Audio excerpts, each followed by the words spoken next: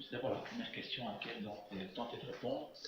Soit Israël, gentil, Is, Kelet. Qui aurait une idée? La destruction du temple. Du temple.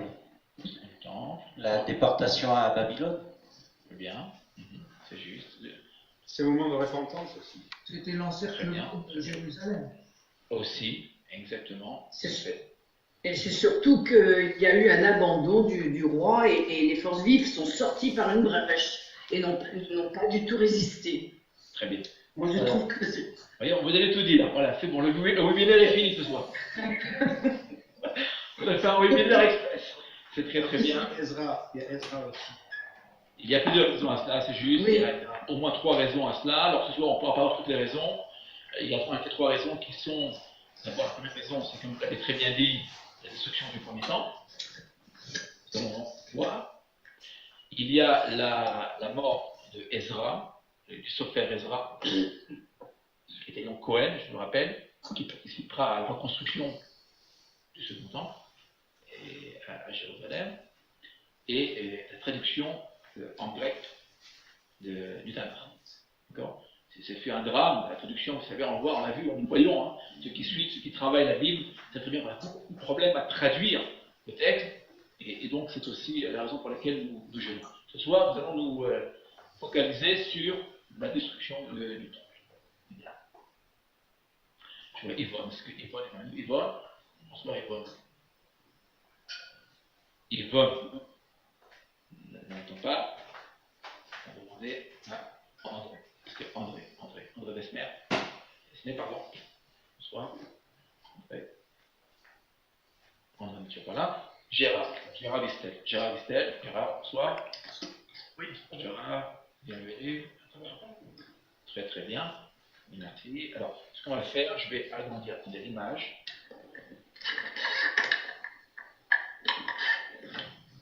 Ne bougez pas, ne touchez pas au chat du tout.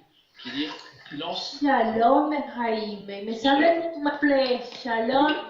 Bonsoir, et moi je reviens à toi dans un instant. Bonsoir, on va donner la parole à Gérard. Shalom. Et je reviendrai à toi. Voilà. Toda. Merci Yvonne, merci beaucoup Yvonne. Shalom. Voilà, cher Pera. Quoi?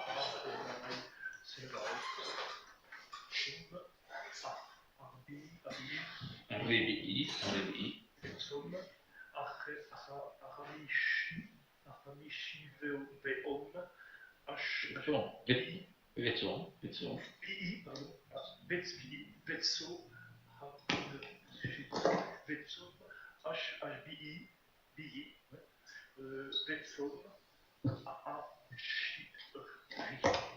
Syrie, le 1 n'est pas à droite mais à gauche, c'est très bien. On va traduire, Gérard. Gérard, on n'entend pas. La traduction? La traduction, oui, bien sûr. Pardon, excuse-moi. Ainsi parle l'Éternel Sébaoth, le jeûne du 4e mois et le jeûne du 5e, le jeûne du 7e et le jeûne du 10e mois. Zacharie 8, 19. Alors, vous voyez, c'est en fait ici, j'ai commencé par la fin. Bon, on n'en dira pas plus pour l'instant. Ceux qui connaissent, je vous demande de ne pas en dire plus. Ceux qui connaissent le texte, je sais que beaucoup d'entre vous connaissent le texte. Et texte très très connu. Vous voyez les 3 points là, que je viens indiquer là. D'accord? On laisse ça en suspens pour la fin de notre étude. Voilà. Alors, on va essayer de comprendre un peu ce verset. Quand on est, vous voyez, on est à Zacharie, le livre de Zacharie. Ici, que dit-il? Regardez bien. Ainsi parle l'Éternel. C'est vrai.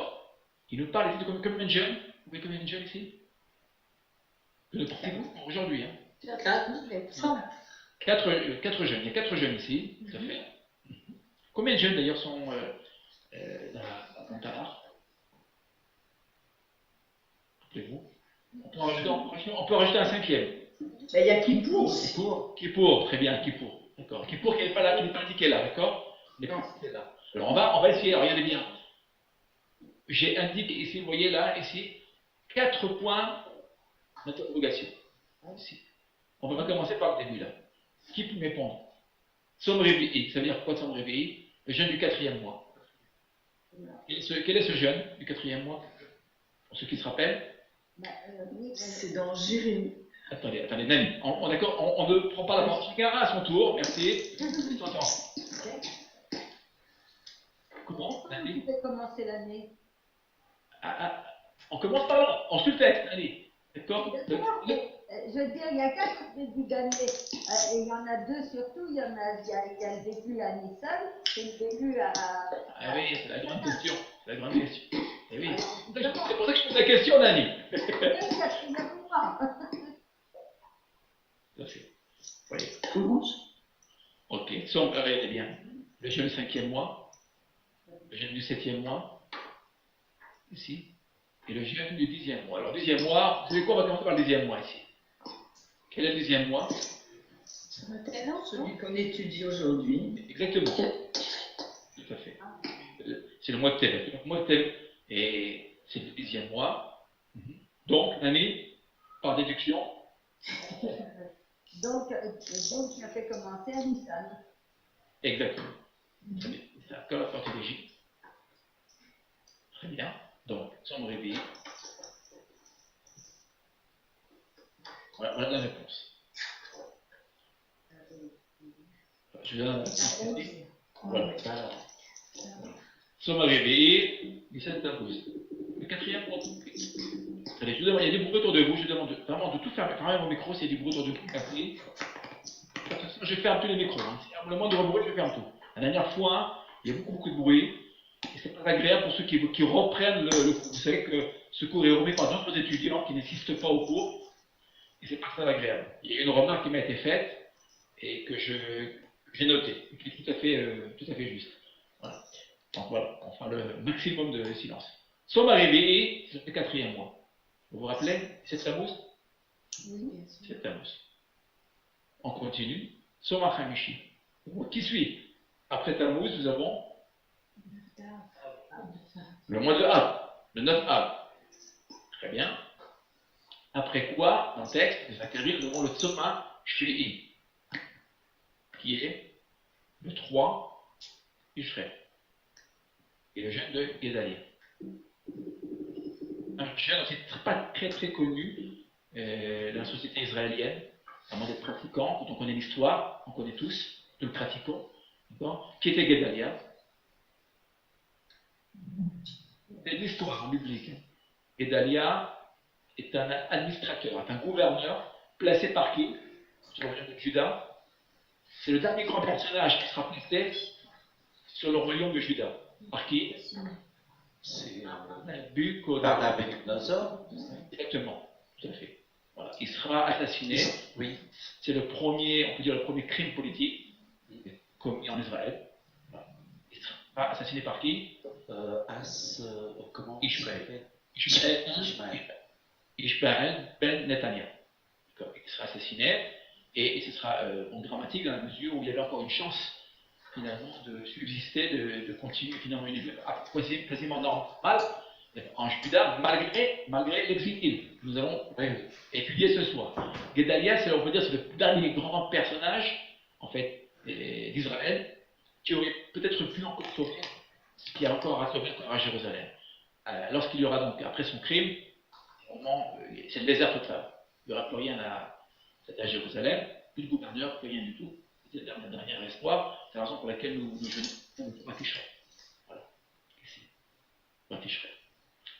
Et évidemment, le Tzom Shivri, le jeûne du 10e mois. Pour l'instant, vous voyez, 3 points de suspension, suspense, on attend la fin du cours. Il faut aller jusqu'au bout du cours ce soir. D'accord? Pour ceux qui connaissent, je sais qu'ils les connaissent, on n'en dira pas plus. D'accord? Et on verra pourquoi j'ai mis 3 points ici, les 3 grands cours, ici. Voici la chronologie, en fait, des événements de 10 Tevet, qui va conduire au 17 Tammuz, qui lui-même va conduire au 9 Av. Vous retrouvez tout cela dans Jérémie, dans le livre de Jérémie, chapitre 39, verset 2. On peut dire presque tout le chapitre, en fait, ici, où il est question de la destruction totale du temple de Jérusalem, et bien évidemment de l'exil Mais il a, Quel- mais il a une résonance avec celui d'aujourd'hui. Comment? Il a une résonance avec celui des jeunes qui ont fait Bien aujourd'hui. sûr. Bien sûr. Et il est extrêmement important. Pourquoi? Regardez dans le texte ici. Ici sur la vignette. Le 10, tout commence quand? Le 10. Le 10 Tevet. Et en général, nous retenons tous, en Israël, tout le monde connaît le 17 Tammuz, le 9 Av. 10 Tevet est probablement le jeune le moins bien connu, le délaissé. Et pourtant, regardez bien. Tout commence le 10 Tevet. En fait. Et c'est le départ. On peut dire que c'est le début de la fin. Ici.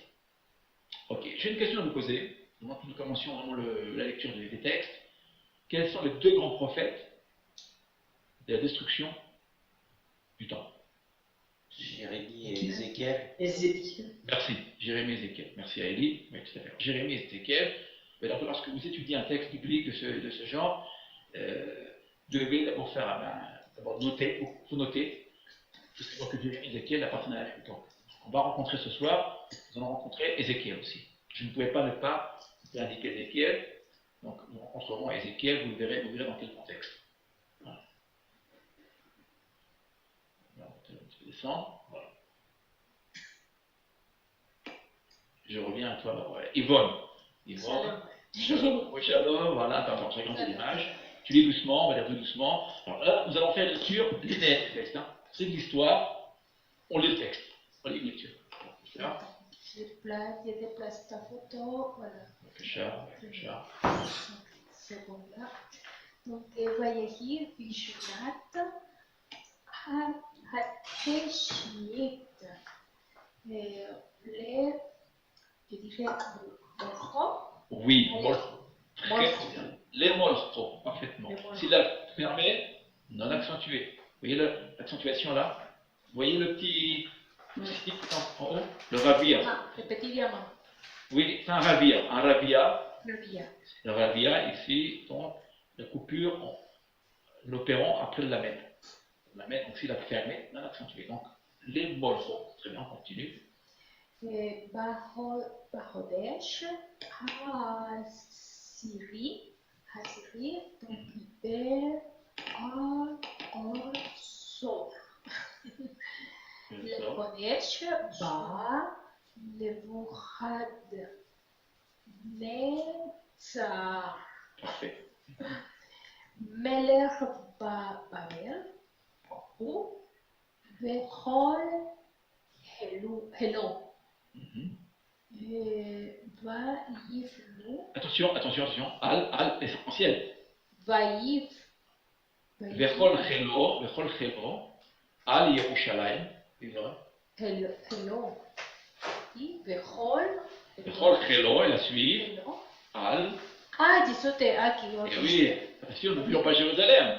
Ah oui, Al Yerushalayim. Yerushalayim. C'est ce qui est inscrit. Vaïf.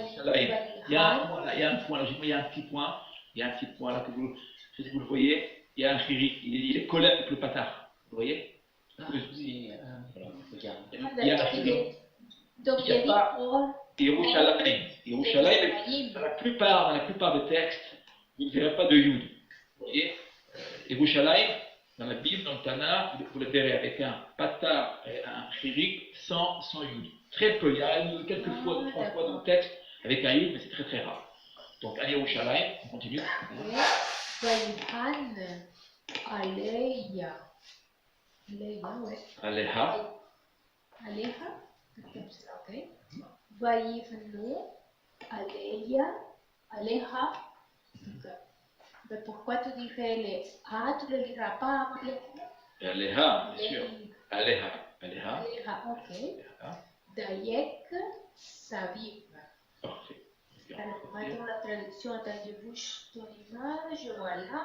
Et il a devant l'os de la 9e année de son règne, le 10e mois et le 10e jour du mois, que Nabucodonosor, roi de Babylone, marcha avec toute son armée contre Jérusalem. Il campe sous ses murs et on édifie des retranchements tout autour. 2 Rois 25 ans.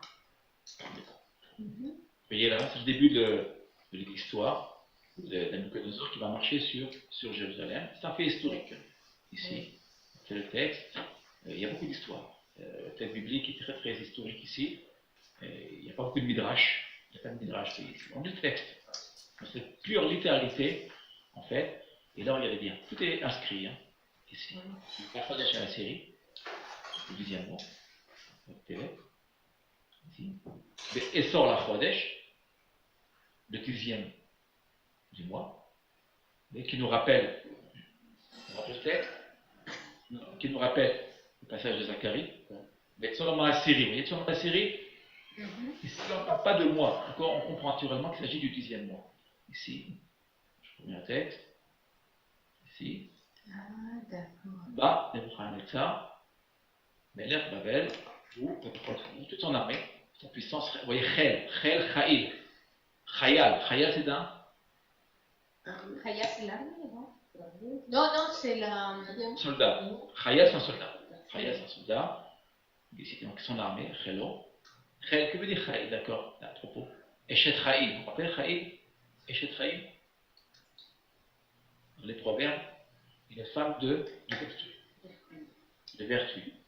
Alors, ce terme-là, Chaïl, a plusieurs sens. C'est la vertu morale, vertu religieuse, c'est aussi la puissance physique, la puissance armée.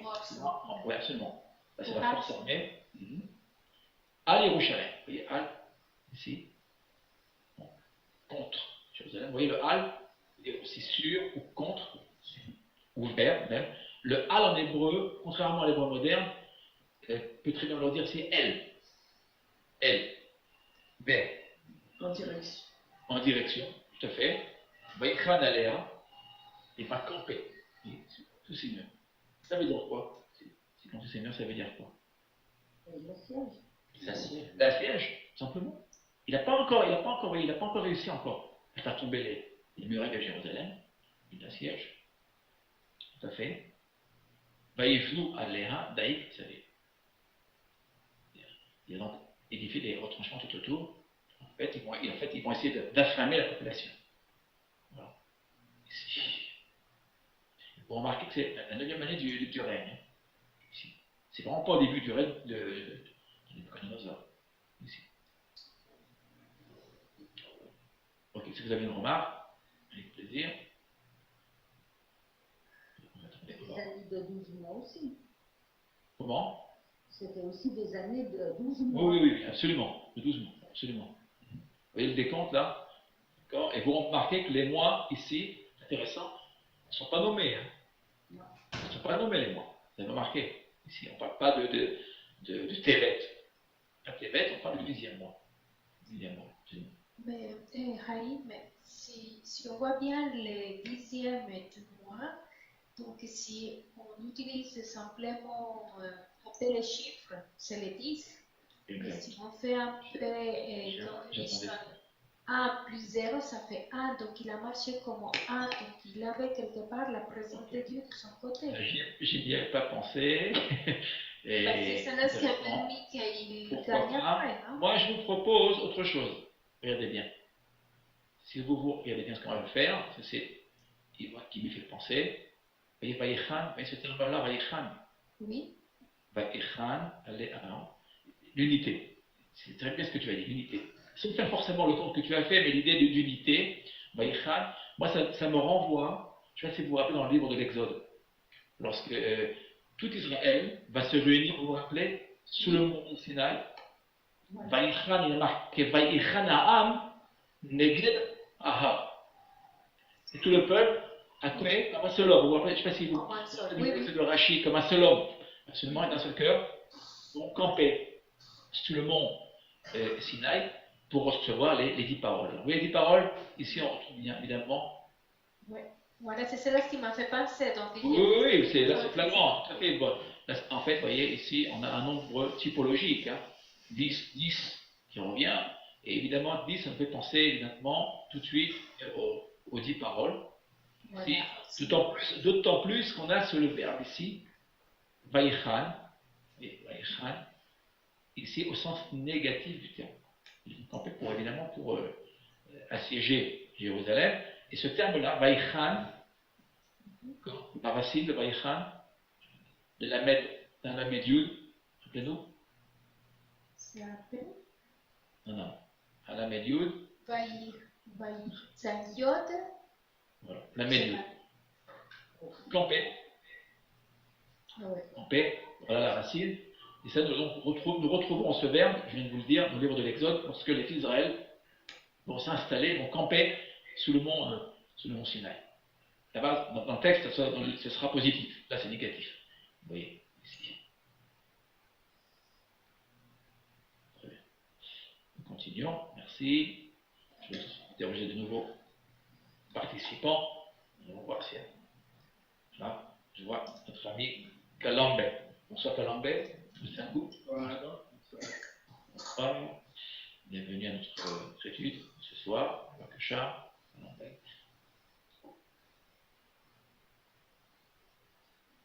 Oui.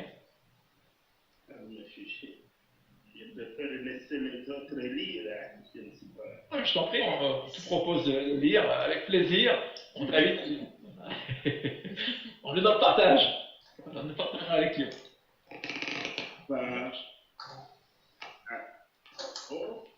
Très bien.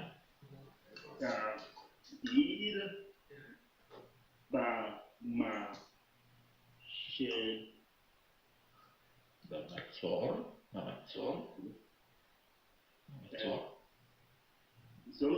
Très bien. Continue.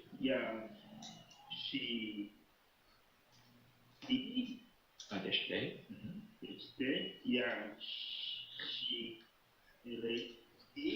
Esrei. Adeshte Esrei. Très bien. Shana. La Belete. C'est Sid, regardez bien. Sid, Kiyahu. Sid Kiyahu. Je reprends, merci à toi. Vatavo Air Bamatzor, Ad Ashtei Esrei Shana, la Melech Sid Kiyahu. Traduction, Ben? La ville subit les sièges jusqu'à la 11e année du règne de Sédécia. 2 Rois 5-2. Très bien. Et vous voyez le titre qu'il y a? Tzidkiyahu, c'est un nom théophore. C'est un théophore. Il y a des racines Oui. très graves. Oui, on a 3. Regardez bien. Oui, absolument. On a 3 ici, 3 lettres. Donc, éternel. Et on a, voilà, ici, Tzedek. L'éternel, je veux dire, l'éternel a raison. La justice, il rend justice. L'éternel rend justice. La justice, c'est de l'éternel, comme vous le voulez. Ici. Voilà. Très bien. Alors, vous voyez, en français, quand on lit Sédécias, on ne comprend pas très bien. Il n'y a aucun rapport, en vérité, quand j'ai le texte, quand j'ai voilà, Sédécias, donc rien à voir avec Tzidkiyahu. Très bien. Que se passe-t-il? Ben, voilà, le terme principal, Matzor. Le siège. Il y a le siège. C'est un scénario, hein. Normalement, c'est un scénario, ici. Et regardez l'année, moins quelle année? Au moins 588. C'est fait donc, regardez bien, ce soir on voyage, on fait un voyage dans le temps. Une année, en tout et pour tout 2600. À peu près. Absolument. Vous voyez, c'est une histoire, une leçon d'histoire ce soir, vous voyez, avec comment dire, qui remonte il y a 2500 ans à peu près. 2500 ans en arrière. Vous imaginez pourquoi je réfléchis avec mes amis, moi je me dis, mais c'est incroyable. Nous continuons encore à jeûner, vous imaginez, après 2500 ans. L'importance de la mémoire. Ici.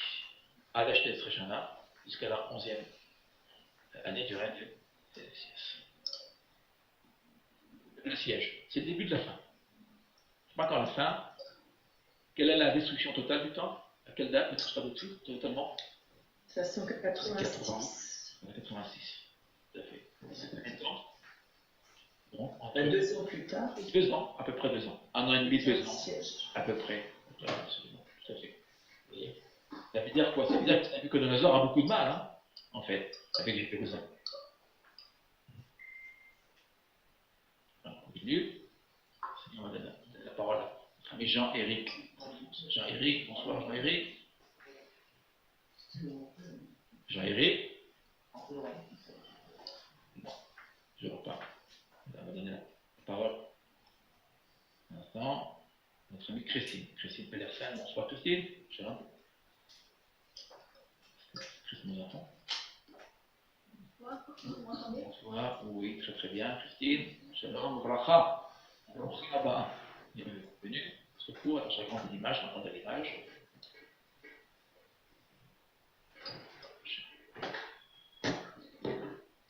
Kacha.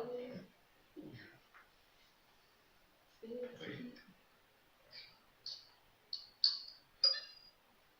Kacha. Oh oui, Kacha. Ah, Kacha.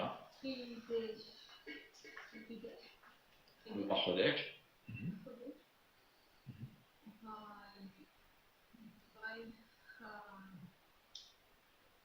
Si. On a une culturation. Le chet, va lui dire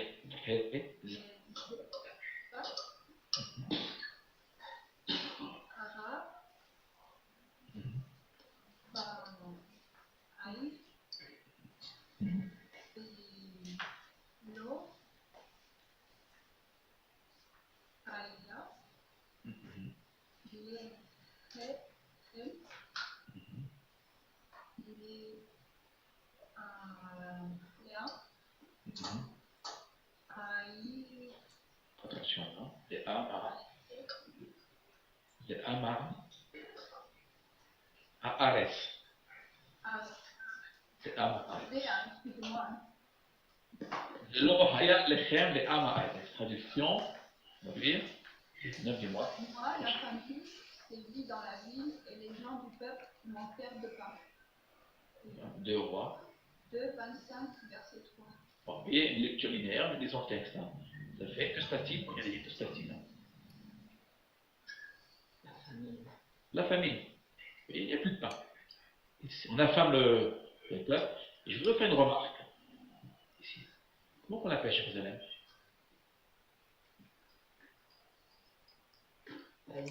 Aïr, la cité. Vous voyez, alors, c'est intéressant parce que quand vous dites Israël en hébreu, vous dites le pays, comment dites-vous?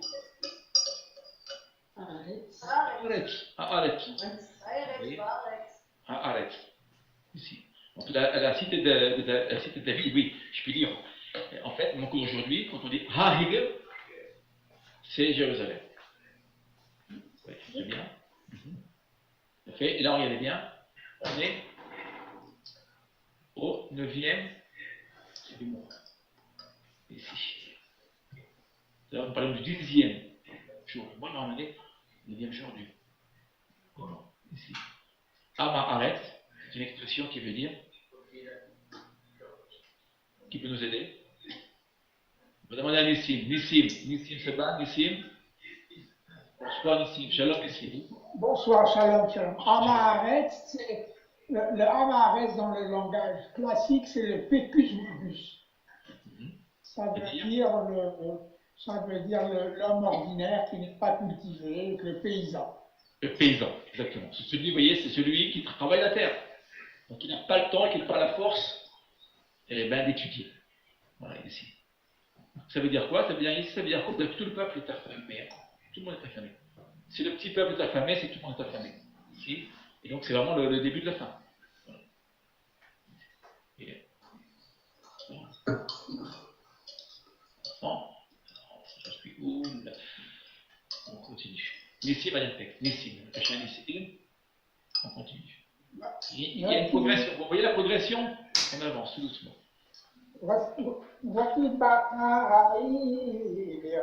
כל אנשי המלחמה הלילה דרך שעה בין החומותיים אשר היה המלך וחסדים על העיר סביב, וילך דרך הערבה. Alors la ville fut ouverte par une brèche. Aussitôt tous les gens de guerre s'échappèrent. De nuit, à la porte double rempart, attenante au parc du roi, tandis que les Chaldéens cernaient la ville et prirent la direction de la plaine de Roi 25-4. Vous voyez, le terme Arava est très riche de sens. Hein. Ici, j'ai laissé plaine, ça en traduiront par le désert, steppe. Mais ce qui nous intéresse, c'est ce verbe-là, ici. Tibaka. Tibaka, il veut dire ici. Elle a été fendue. Fendue. Très bien. Exactement. Fendue, brisée. Vous voyez, c'était de brisure. Tout à fait. Tout à fait. D'ailleurs, intéressant, regardez bien. On retrouve presque cette racine, si je puis dire. Où? Regardez bien. Que j'inscris là. Sans les voyelles. Yaakov. Oui, Yaakov, regardez bien. Mais c'est un petit peu de renouveler un petit peu le sens de Yaakov. Qu'est-ce que veut dire Yaakov? C'est le talon. Très bien. Il a talonné son frère, finalement. Il l'a attrapé par le talon. Regardez bien. On peut très bien aussi inverser les lettres. Yaakov. Ceci. Beka. Beka. La plaine. Oui, Bika. Bika, la plaine, d'accord. Bika, c'est la brèche. Ici. Et ici, la sortie vers la lumière. Defkoa. Defkoa, c'est lorsqu'on parle lorsque les poussins, d'accord, sortent de l'œuf, lorsqu'ils brisent la coquille de l'œuf, d'accord. Un bok'im. Bkia, c'est l'ouverture, c'est la brisure. Ici. Péret. Comment? Péret. Oui. La brèche. Lequel? Quel mot pour? Eretz. Pour le mot Eretz. Eretz. Non, Eretz, non. Eretz, non. Non, ils disent Eretz. Eretz. Ah, Pérez, pardon, je ne comprenais pas. Eretz, bien sûr. Les crottes, absolument. Très très bonne, absolument. Très très bonne racine. C'est juste. Pérez. C'est juste. Tout à fait. Et quoi qu'il en soit, vous voyez là, la vie ne tiendra pas. Finalement, à la séance de Nabucodonosor. On continue. Je te vois Annick. Bonsoir Annick. Annick nous entend. Annick. Lunettes, oui. Raïm. Oui. Tu es content? Très très bien. Bienvenue à toi. Cool. Salut. Ça fait longtemps, hein, ouais. On se retrouve et ça marche. Voilà, tu as pu rentrer et je suis très très heureux de te retrouver. Mais moi aussi. Okay. Ça me fait trop plaisir. Okay. Merci beaucoup en tout cas d'être parmi nous ce soir. C'est plaisir aussi. Ça fait longtemps et ça me fait très plaisir. Ouais. Voilà, merci à toi. Tada Rabba. Alors, ce qu'on va faire, agrandir l'image. Ce sont des passages dramatiques de l'histoire d'Israël. Vous essayez de le lire? Oui. Bon, ça fait très longtemps que j'ai pas lu de l'hébreu. C'est pas grave. On est en famille, on lit et on se corrige. Alors j'y vais, j'essaye. Vas-y. Ou El Kasdim Achach Amelech Vayasgu. Comment t'as dit? Oui, très bien lu. Vayasgu. Oto Beach Vot Yerecho. Vechol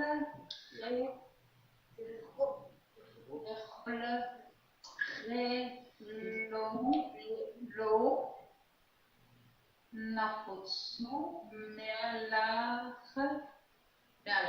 Me'alar. Parce que vous avez comme Asiul et Vav, c'est Av. D'accord? Me'alar, ça c'est bien. On traduit. En français, l'armée chaldéenne se mit à la poursuite du roi et l'atteignit dans la plaine de Jéricho, alors que sa propre armée s'était débandée en l'abandonnant. 25. 5. De roi, 25. Et le roi 25-5, oui. On est bien. Que fait-il Kiaou là? Je l'aurais dit tout à l'heure, je suis fan d'or. Hein. Non, mais à toi et à tous nos amis, bien évidemment. Que voilà, fait-il? oui. La fuite. Il fuit. C'est ça. Absolument. Vous vous rappelez que Tzidkiaou, en fait, à l'origine, il est placé par qui? Je explique un peu l'histoire. C'est Nabucodonosor qui le met en place, à la place de Joachim. Exactement, tout à fait. Joachim. Ouais. Qui lui partira en galoute. Il y aura donc, regardez bien, c'est important de le savoir, il y a donc deux galoutes, il y a donc deux exils. Il y aura l'exil du premier roi, Joachim, en fait, on appellera galoute Joachim, et donc il mettra, Nabucodonosor prendra Tzidkiaou, qui est, si je ne me trompe pas, l'oncle. L'oncle. Matania, il a deux noms, hein, Tzidkiaou, il a deux noms. Matania, si je ne me trompe pas, et Tzidkiaou, en fait, et il le placera. Il est placé par Nabucodonosor lui-même. Mais il va se rebeller. Il va se rebeller, et en fait, il prendra le parti de l'Égypte, si je ne me trompe pas, une autre puissance, voilà. Et finalement, il va perdre. Il va perdre, et il fuit. Oui. Haïm, par contre, il y a une chose que c'est dans Jérémie, c'était que notre créateur, l'Éternel propose par la bouche de Jérémie à Sédécias, à Tzidkiaou, il lui propose de se rendre à Nabucodonosor pour éviter justement que la ville soit détruite. C'est juste, tout à fait. Et il s'obstine. D'ailleurs, c'est comme ça, j'ai commencé mon premier livre justement par cela, justement. Et mais on ne comprend pas, on ne le comprend pas, on dirait. Herméo n'a pas compris, en fait, hein. C'est juste. C'est une très très bonne remarque. Vous voyez, parce que en fait, tous les textes se croisent, mais j'ai préféré suivre le texte de manière linéaire. On lit l'histoire. Voilà. Donc, il va fuir. Voilà. Et évidemment, que se passe-t-il, d'après vous, ceux qui ont le texte? Il se fait rattraper. Il est. Très bien. Élie, voilà, Élie, je t'en prie, je te propose de lire le texte. Attendez un instant, on va regarder les maths. Voilà. Élie va lire le texte, Élie, le prochain, dit Ve'et benei Tzidkiaou Sharatu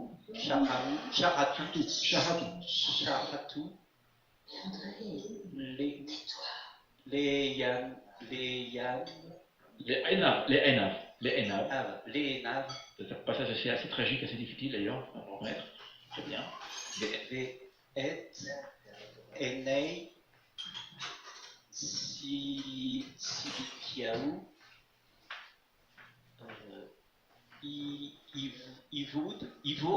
Hiver. Ah. On a ici un vav avec un point dans le vav. Hiver. C'est un pile ici, pour un concile. Hiver. Vayasreu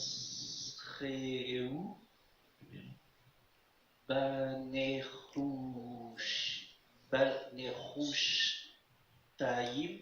Parfait. VayeviEu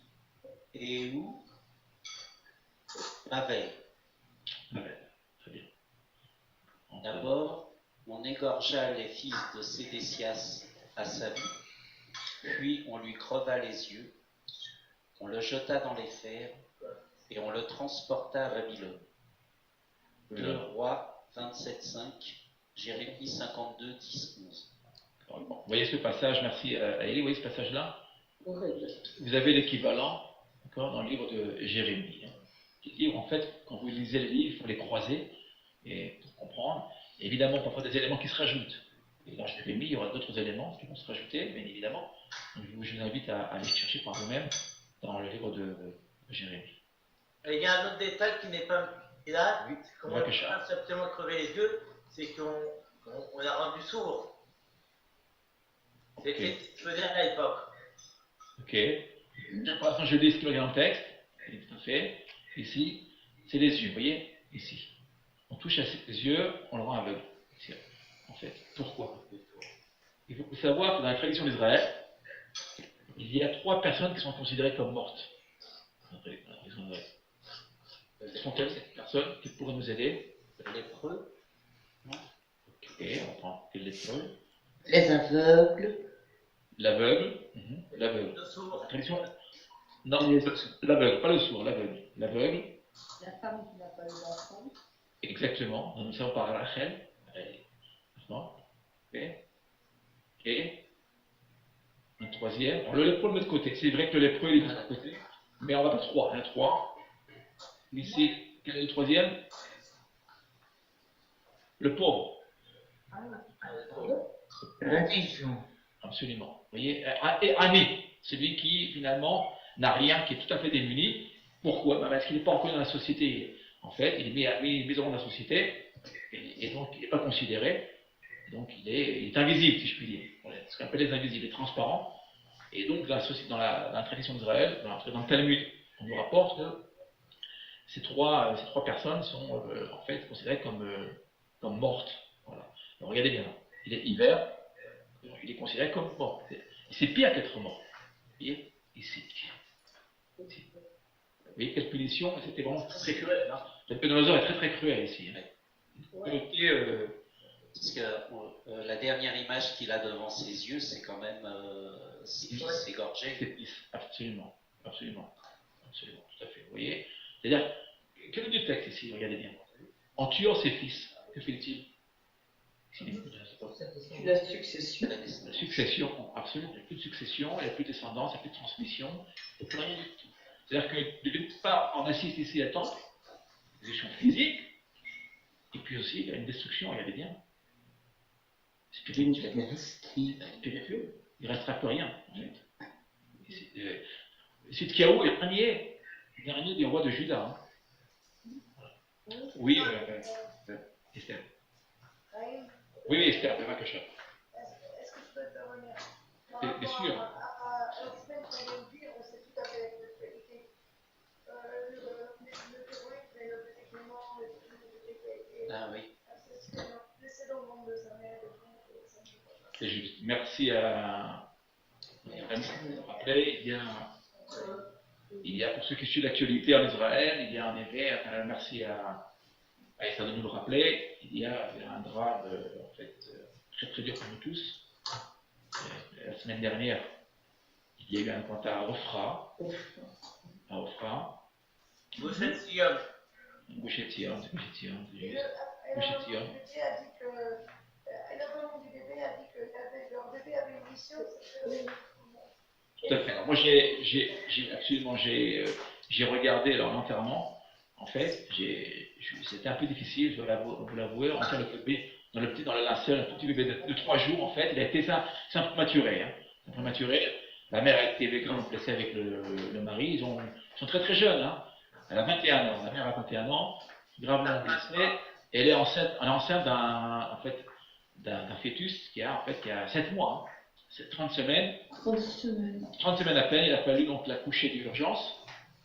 Et le bébé est décédé après 3-4 jours, il est décédé. Moment de drame. Il s'est battu comme un harpouillé. C'est vraiment battu. Exact. Et la maman a dit qu'il avait une mission, ce bébé. Il devait réunir tout le monde. Et le grand-père qui avait marié son fils et sa belle-fille a fait la circoncision de son petit-fils avant de l'enterrer. Circoncision pour donner le nom de comment l'enfant qui s'appelle Amiad Israël. Amiad Israël. Mon peuple à jamais. Ami, mon peuple, Ad, à jamais, Israël. Vous imaginez un prématuré de 3 jours, 3 jours circoncis, c'est assez dramatique. Continue. Ouais, il vaut mieux que tout le monde va obturer. Voilà, c'est juste. Voilà. Ok. C'est fini maintenant. On va. Je vais demander à Michel Palman. Bonsoir Michel. Bonsoir, s'il n'y a pas de couple parmi nous. Alors, je vais agrandir l'image. J'ai mis l'image. Voilà. Quelque chose.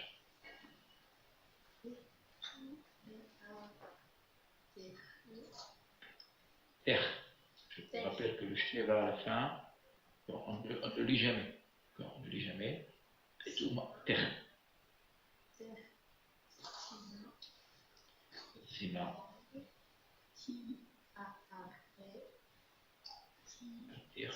T'es artir. Michel. Tir.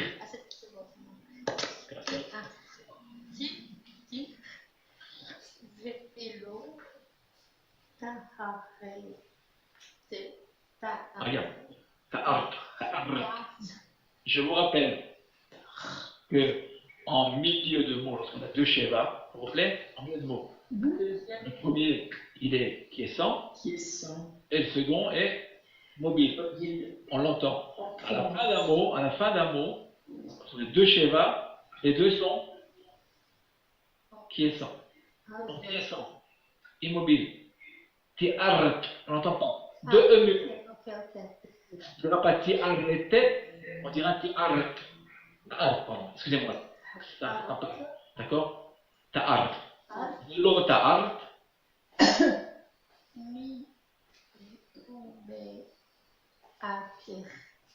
Très bien. Tu as beaucoup de schémas à la fin, là. Michel. Ouais. Tit.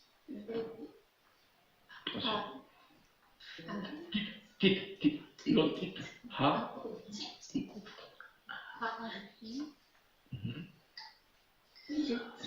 Et autre, Amati,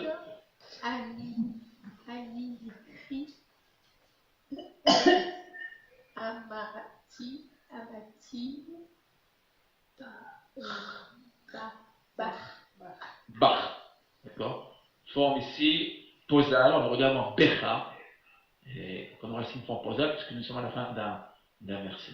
D'accord? Je me permets de reprendre la lecture.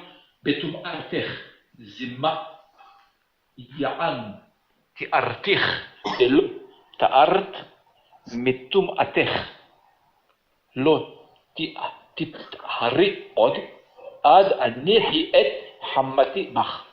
Verset qui est difficile. Hein? On traduit, Michel, il y a de l'infamie dans ton impureté, puisque j'ai cherché à t'épurer et que tu n'es pas devenu pur. Tu ne te débarrasseras plus de ton impureté jusqu'à ce que j'ai avis ma colère sur toi. Référence, Michel, importante là, très importante. Ézéchiel 24 à 13. 13. Ok, alors on va s'arrêter là un instant. Nous avons dit au début de notre étude qu'il y avait donc 2 prophètes qui vont assister à la destruction du temple, qui vont vivre à la même période en fait. Qui sont donc, rappelez-nous, Jérémie et Ézéchiel. Ok, alors je ne sais pas si vous connaissez ce passage d'Ézéchiel, passage peut-être un peu moins connu, pour ceux qui ne connaissent pas, qui n'est pas couramment le texte. De quoi s'agit-il? Vous aurez la réponse après, bien évidemment. Ici, regardez bien. Touma, le mot Touma veut dire l'impureté. D'accord? Ici. Toumatek. Ton impureté. De qui s'agit-il? C'est Ézéchiel qui parle. L'Éternel qui parle à travers Ézéchiel, mais contre qui là? Contre Jérusalem? Oui. Jérusalem. Absolument, Nani. Contre Jérusalem. Ici, vous le voyez? Ici. Vous voyez ce que j'ai fait? Je me suis arrêté pour l'instant avec. Comment on s'est arrêté avec le livre des rois. Là, on bifurque avec Ézéchiel. Ici. Voilà. Et puis, il parle donc, bien évidemment, de Jérusalem. Ici. Ok.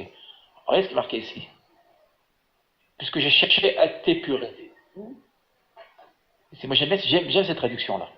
J'aime beaucoup cette traduction, ici. Que tu n'es pas devenu pur. Que dit le texte ici? Regardez bien.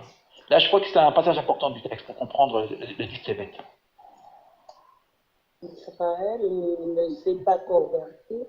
Oui, très bien. Teshuva, il peut être Teshuva. Voilà, Teshuva. Exactement. Mais pour d'ailleurs, à propos, quel est le but d'un jeûne? Quand on jeûne, quel est le but du jeûne? De revenir à Dieu. De revenir à Dieu. Absolument, absolument, vous avez tout à fait raison. Et ça, Teshuva. Le but quand on jeûne, ou même lorsque vous voyez quelqu'un qui jeûne, ce matin j'ai rencontré un ami, ce matin il me dit mais pourquoi tu jeûnes? Pourquoi tu jeûnes? Vous voyez quand on jeûne, même sans rien dire, les gens savent, ils boivent un café, puis vous ne buvez rien, vous proposez, je vous dis non, je jeûne aujourd'hui, sans en dire plus.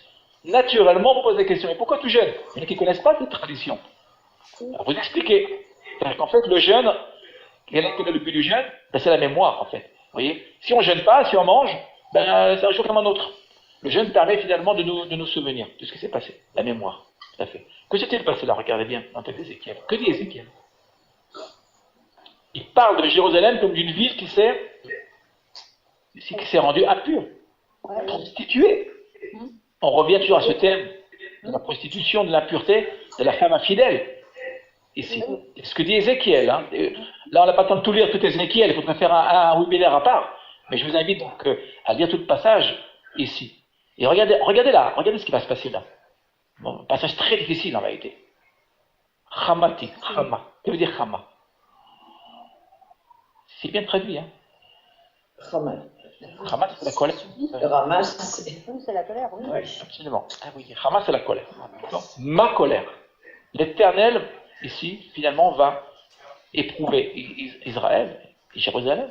En fait, pourquoi? Parce que Jérusalem, ses habitants, ses gouvernants, plus particulièrement ses gouvernants, hein, on parle des gouvernants plus particulièrement, pas seulement, mais plus particulièrement des gouvernants, eh bien, ils vont se dévoyer. Les gouvernants, et évidemment, aussi les chefs spirituels, ici. Je vous rappelle qu'il y a, en Israël, il y a plusieurs institutions. Il y a le roi, il y a les Kohanim, pouvoir spirituel, il y a le pouvoir judiciaire, encore bien avant Montesquieu. Hein, et il y a un autre pouvoir, qui est le pouvoir, je puis dire, parfait, mais qui ne sera malheureusement pas entendu, qui est le pouvoir des prophètes. Les prophètes, alors les prophètes sont les plus haïs. Hein. Ils viennent, ils font de compte à personne, ils ont de compte à rendre à personne, si ce n'est qu'à Dieu, à l'Éternel. Et quand ils verront les Kohanim qui vont se dévoiler, ils leur diront, écoutez, là vous êtes trompés, là, excusez-nous. Là, vous trompez le peuple, et donc c'est très très grave. Les rois, la même chose. Rappelez-vous Jérémie. Vous vous rappelez Jérémie?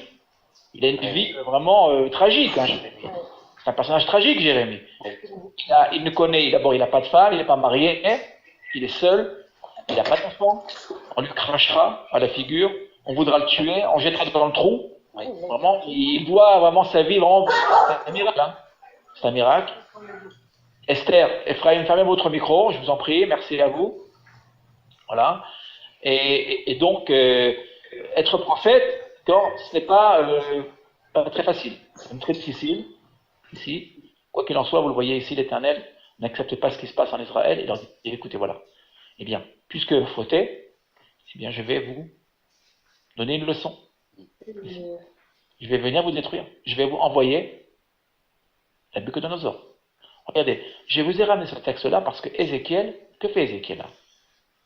Je trouve ça très important pour nous aujourd'hui. Que fait Oui. Avant, exactement. Regardez bien, il prévient, merci. Vous voyez, il prévoit. J'allais dire, il prévoit, il prévient, d'accord? Non pas au sens de devin. Le prophète n'est pas un devin, surtout pas, d'accord? C'est un homme qui sait lire la situation, qui vit dans son temps et qui voit très bien ce qui va se passer. Je vous rappelle, regardez bien ce qui s'est passé. On en est qu'au 17 bêtes. Ici. On n'est pas encore au 17 Tammuz. Pas encore au 9 Av. Tout est encore, regardez bien, récupérable, si je puis dire. On peut encore sauver la situation. En Israël, rien n'est jamais perdu. On peut encore, si on fait Teshuvah, éviter le 17 Tammuz et le 9 Av. éviter la destruction totale de Jérusalem. On le peut encore. Vous voyez, il n'y a pas de déterminisme historique. L'histoire, c'est nous qui l'écrivons. C'est ce que dit Ézéchiel. Ézéchiel dit par la voix de son prophète, l'Éternel dit par la voix de son prophète Ézéchiel, il dit à Israël, il y a ses dirigeants, vous pouvez, si vous le voulez, faire teshuva et changer de direction. Quelle sera la suite? Nous la connaissons. D'accord? Ils diront, mais pour qui se prend? C'est Ézéchiel. D'accord? On aura la même chose pour Jérémie. Vous savez que les prophètes n'ont jamais été écoutés. Hein. Malheureusement, c'est souvent. Et on les comprend 2500 ans après, on les comprend. Vous imaginez? C'est ce qui fait leur génie et leur force, finalement. D'accord? Toute société qui ne suit pas la parole de ses prophètes, nous le voyons très bien aujourd'hui, ben s'écroule. Hein. Je vous renvoie, on va pas, comment dire, élargir le débat, mais si vous prenez l'Europe et la France aujourd'hui, j'ai ma propre famille avec les gilets jaunes, d'accord? Si les rois, c'est-à-dire si les présidents, si peut-être n'écoutent pas leur peuple, si ce ne soit pas avec eux, d'accord? Eh bien, tout va s'écrouler, d'accord? Le peuple, c'est qui le peuple? C'est le prophète, hein? Le prophète, il parle aussi du peuple, du Amarès, des plus simples. Il vient, il rapporte les doléances, d'accord? Au roi, au chef d'État, et en général, on n'écoute pas. C'est pas important. Et c'est ce qui va se passer. Voilà, on va lire la suite, regardez bien. Un passage extrêmement intéressant d'Ézéchiel. Ézéchiel est un prophète extrêmement difficile, hein, même à la lecture. Attendez, je voudrais qu'on aille voir le texte, un instant. On va y arriver. Un instant, je reviens au texte. Pendant que tu cherches ce texte d'Ézéchiel, ça me rappelle un peu Osée.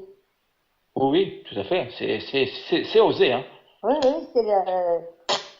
on peut vraiment les mettre en parallèle. Tout à fait, tout à fait. Alors regardez bien ce qu'on va faire. Voilà. Vous voyez ce que je vous ai rajouté? Quelle est la vision d'Ézéchiel? Ah oui. Qu'ai-je indiqué là?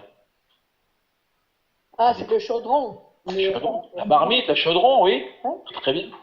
Donc, je vous renvoie, regardez, il y a de 24-13, comme il lit, je m'envoie à Ézéchiel 24-3. Quelle est cette vision-là? Quelle est la vision d'Ézéchiel?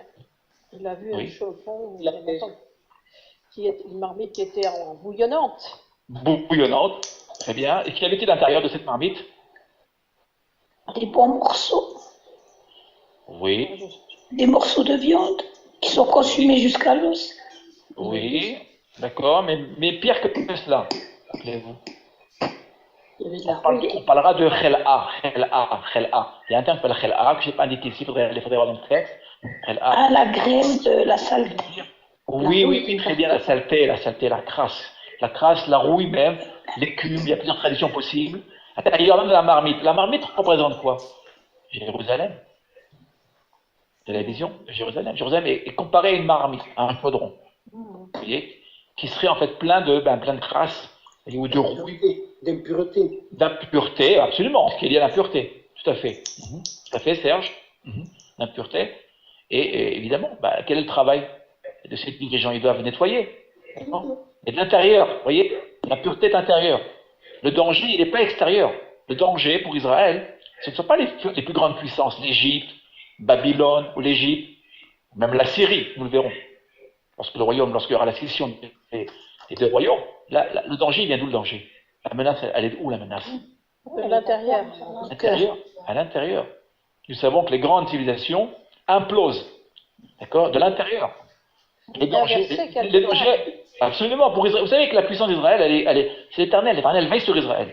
Mais dès lors qu'Israël, en fait, quitte sa vocation, qui est celle d'aimer son prochain, de pratiquer les mitzvot, et puis évidemment de travailler sur soi-même, il y a un travail énorme sur soi-même, d'être une lumière pour les nations. L'éternel dit, écoutez, ça va pas du tout, d'accord? Je vous envoie l'ennemi. En fait, l'ennemi vient donner une leçon d'Israël pour lui rappeler qui il est, finalement. Vous voyez? Ici. Il y a un verset quelque part qui dit nettoyer l'intérieur de la coupe et du plat afin que l'extérieur devienne frais. J'ai pas la référence en tête, mais. C'est pas dans la Nouvelle Alliance. Je pense que c'est dans la Brit Hadasha, mais je oui, c'est dans les évangiles. Les évangiles. Tout à fait. Excusez-moi. La référence Ézéchiel 24:3 ne doit pas être correct. Ça doit être autre chose. Quelle serait la référence? Je ne sais pas, mais le 24-3, Umshol el Bertameri Machad, la Matalem, Komar Adonai Elohim, mais il n'y a pas de... Alors, il faudrait revoir la référence, d'accord? Alors, il faut mettre simplement 3 et 4, peut-être. 3 et 4. 3 et 4, alors il faudrait rajouter une référence, un verset. Les versets sont différents parfois. Oui. Parfois, ils sont différents, mais ici, on a l'impression, c'est vrai qu'on a l'impression qu'on a arrêté les versets en plein milieu. Oui, bon, on peut laisser le 3 et le 4. Mais quoi qu'il en soit, c'est le début du chapitre, hein, Nissim, par connaissance, c'est le début. C'est bon. En fait, il faudrait tout lire, évidemment. Donc, ce serait peut-être l'objet d'un webinaire en soi. Donc, quoi qu'il en soit, vous voyez la colère ici, l'Éternel, elle vient du fait que cette marmite, elle est impure, en fait. Donc, vous voyez, donc finalement, le travail, il vient pas, le problème ne vient pas des autres, il vient de soi-même, ici. Et nous le verrons, même encore aujourd'hui. Vous voyez, aujourd'hui, on parle encore aujourd'hui, on en parle encore aujourd'hui en Israël. Le danger n'est pas seulement extérieur, c'est pas seulement le Hamas, c'est pas seulement le Hezbollah au nord d'Israël, c'est aussi la justice sociale. On parle de justice sociale.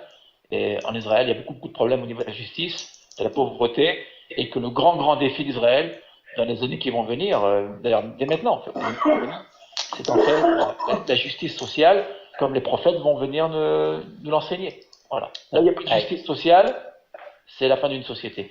Oui, oui, mais de toute manière, le danger vient toujours de nous-mêmes. Il vient toujours de notre intérieur. Donc, que ce soit l'individu seul ou en société, c'est à une plus grosse échelle, mais tout à fait. Ça peut toujours... Et nous le savons, nous, parce qu'on étudie, on réfléchit, d'accord? Mais tous ces dirigeants, qu'ils soient politico-spirituels, ne le prennent pas, apparemment. Ah oui. La preuve, parce que l'histoire, à chaque fois, se répète. Voilà, se répète. Ouais. Vous voyez? Attendez, je vais envoyer. Attendez, à l'instant. Oui, Serge, je t'en prie, Serge. Juste un mot par rapport à ce que dit Élie, que je ressens profondément, et je suis d'accord avec vous, mais quand même, que le danger vienne toujours de l'intérieur de nous-mêmes, j'ai un problème avec ça, je ne suis pas si sûr. D'accord. Je ne sais pas si la civilisation judéo-chrétienne occidentale a créé le nazisme et Hitler. Et ce qui s'est passé ensuite, je me pose la question, quoi. Voilà, c'est tout ce que je voulais dire. Ok, alors attention, on n'a pas de réponse pour tout. Hein. Non, mais je n'ai pas de réponse à ce que je dis, attention. Hein, mais... On n'a pas toujours de réponse. Mais si on suit le texte, là je suis le texte. Et quand je colle au texte, en tant que faire se peut, le danger, ici,